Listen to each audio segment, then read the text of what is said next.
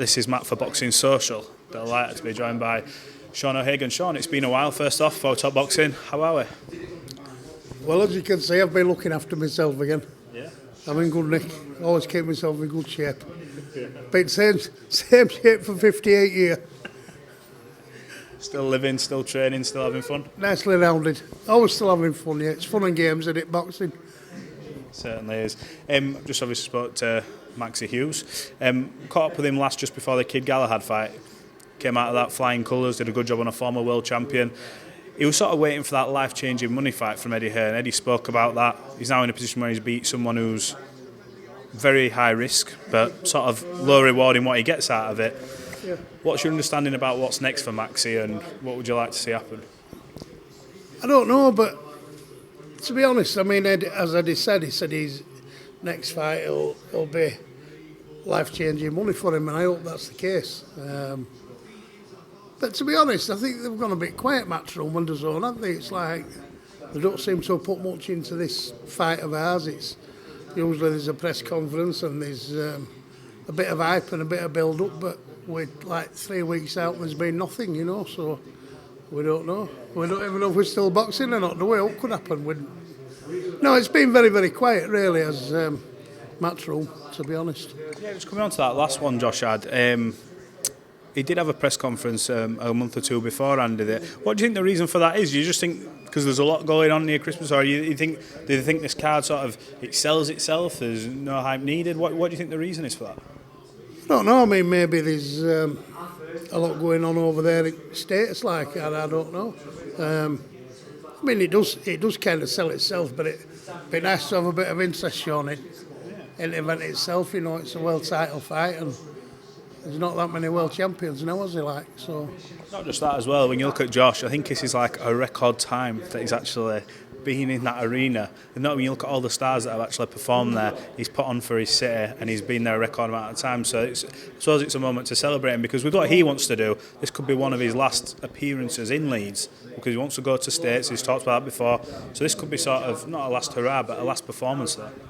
Yeah, I know what you mean. I didn't mean anything by that, what I've just said, but a few people have said to me, and I kind of gathered it myself, there just don't seem to have been that much interest shown in this fight. Don't get me wrong, demand for tickets has still been good. I've had phone call after phone call, you know, message after message as usual. But I mean, media-wise and everything from promoting that we normally do, you know, it just don't seem to have been a little bit flat, and I don't know the reason. So. Well, when you look at the card itself, I think from top to bottom there's some cracking fights on it. Obviously, Josh is going in there again with a mandatory in Lopez, and for a tough fighter who's coming over. I mean, I remember speaking to Josh before the Kiko fight, saying, you know, I didn't lose the belt in the ring. I then got a chance to fight for it. You know, you give up the belt before because they were going to tie you down to mandatories. He's now got the belt. And instead of looking at these big fights abroad, he's been gifted another mandatory. But it's a tough fight, and one that Josh will have to be up for. Oh yeah, absolutely. I mean, this guy's probably more, you know, if not as dangerous, more dangerous than Lara. I mean, there were reasons behind the last Lara one where we'd done multiple camps. It takes a lot out of a fighter. I think he also took him a little bit lightly as well. With lockdown and everything else. But, you know, no excuses. He came over, he beat us. We went to redeem himself, and it wants to be with that cut. But yeah, listen, I mean, that's a fight that we maybe look at down the line, you know, see anything can happen in boxing. What you've got to do is you've just got to be prepared, be ready, take your opportunities. But we've got to deal with this fella first, Lopez. He's no mug. He looks a good, strong, solid fighter. But there again, he's not been in with anybody like us, has he? So we'll see on the 10th. When you look at, obviously, Josh, he talks about these other fights and things like that, do you sort of feel, I don't know, maybe a little bit hard done by that he's not managed to secure another big fight? I mean, when you look at what he's done at Ellen Road, and then what he did with Carl Frampton when they had that epic fight, he's now like sort of gifted this mandatory when there's other big fights in the division. I mean, Lee Wood pulled out of Lara, there's that fight, you've obviously got Conor Conlon's fighting on the same night, but it's all these big fights coming. You'd expect after this one now, no more sort of waiting around and things like that. This is the time to make these huge fights. Well, yeah, IBF are notorious out for making you know, messing about with belt and things. we wouldn't have vacated it last time if it weren't for them, you know. But listen, the thing is we'll take whoever's put in front of us. Yeah. We're at a stage where you can't turn anybody down. We've never have turned anybody down. Yeah. We're still here, aren't we? Yeah. So maybe after this one, maybe it's the unification with Leewood. Yeah. Maybe it's a defence against our old mate Kiko. By the way, set me off to Kiko. He's one of my favourite fighters, you know, Kiko. He's one of mine as well. I think people keep saying, "Oh, he's over the hill." I'm like, everyone's been saying he's been over the bloody hill for years, and he still comes out and churns performance after performance. And he's still, even though Josh got the victory, I mean, we all know the damage he did to his jaw that night. He punches with 2 bricks. Like, talk to me about Kiko. He turned it on against Jordan Gill. A lot of people were messaging me saying, "This is a mistake from Jordan. Kiko's going to come and do a job." Kiko's a phenomenal fighter. Now, I think it's 6 years since we last. The first time we boxed him 6 years ago. Yeah. Broke his hand on his head. This time round we stop him, but he breaks his jaw. Where does it end? Look what he did to Gallard, look what he did to Gill. Yeah. He's an hard man, isn't he? Real hard man, you know, nobody can take anything away. First time we boxed him, everyone was saying, it's Kiko Martinez washed up. Look what Frampton did, look what Quigg did. Yeah, on short notice and at Super Bantam when he'd not been training. Yeah. I mean, I've got pals over there that know Kiko, that know his training habits and know his bad habits. Kiko wasn't even taking it serious then. And I think he believes a lot more in himself now. And I mean, we boxed him, I think it was something like 16 weeks notice. There were no 5 weeks in Super Bantam, 16 weeks. In fact, he did 8 weeks, went off for an holiday, come back and did another 8 weeks. Yeah. Then turned up in Leeds and nearly gave us it, didn't he? Yeah, he's you know what? He's exciting to watch. And when I saw the fight get made, it's a massive danger fight because he's nothing. He's achieved it in boxing, but he's now European title holder again. He'll be looking at world level. There's obviously all these fights that everyone wants to happen, but you've got Lara in the mix. I mean, imagine Lara and Kiko. What a firefight that is. Yeah, well, that's it. I mean, he keeps screaming our names because he knows it's a nice big payday for him. Everybody shouts us out, don't we? I mean, there's a kid in Liverpool now, isn't there? Oh, that little lad, Nick Ball. Nick Ball, yeah, I like Nick. Well, he's all right, isn't he? But he's shouting about he beat Leewood and he beat Josh Warrington the same night and this and all. But listen, he's got an apprenticeship to do first, hasn't he? Yeah. You know, don't make that mistake of not going down traditional route. All I'll say to him is, never mind people who won't fight him. You've got to get yourself mandatory to fight these champions. That's why they're champions and you're not. Yeah. Not yet. And you've got to look at your quality of opponents as well. What do you make of Lara? Lara's, I saw an interview, he's like, it's personal. I'm like, what? I don't know why is it more personal for him? I don't understand it. If anyone with a bee in the bonnet, you think it'd be him? To be honest with you, I'll tell you what Lara's thing is there.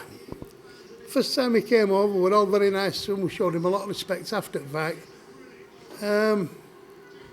But then as the second fight second fight were coming round, we've been having a little bit of banter, which is notorious for it, is this, Jim. You've been here yourself. Yeah. I'll just call him a wanker. My dad's a wanker.